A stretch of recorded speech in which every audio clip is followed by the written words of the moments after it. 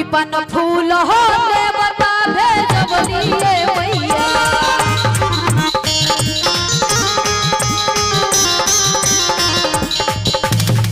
पन फूल हो देवता भेजवलिए मैया हे माई हो हे माई हो। एक बार आप लोग सभी लोग बोलिए तो चाची तनी आप सब लोग बोली तो हे माई हो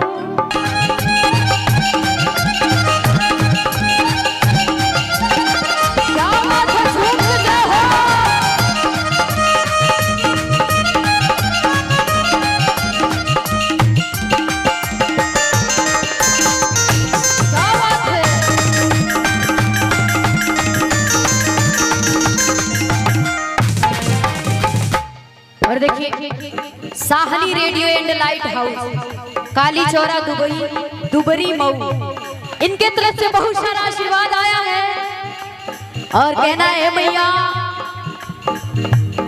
इन पे अपनी दया दृष्टि बनाए रखिएगा। और कहे का भैया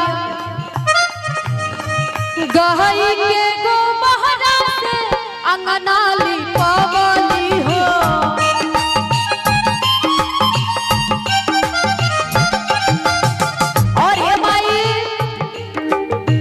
चाहूर के चौका पूरी अपनी लगवाली हो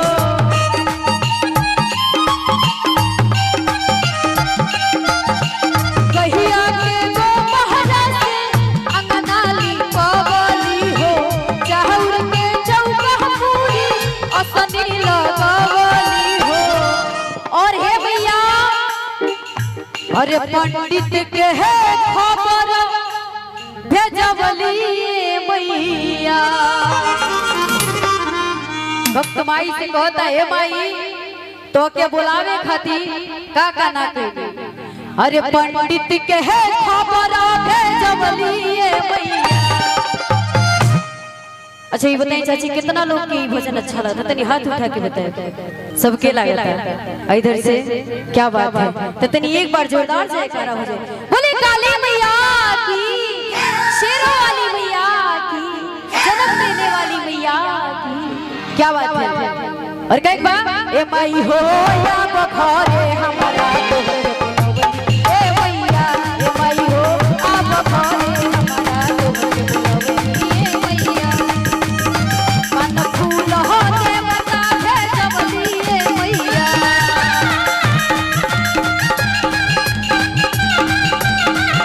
मन फूल हो देवता भेजवलिए मैया ए माई हो।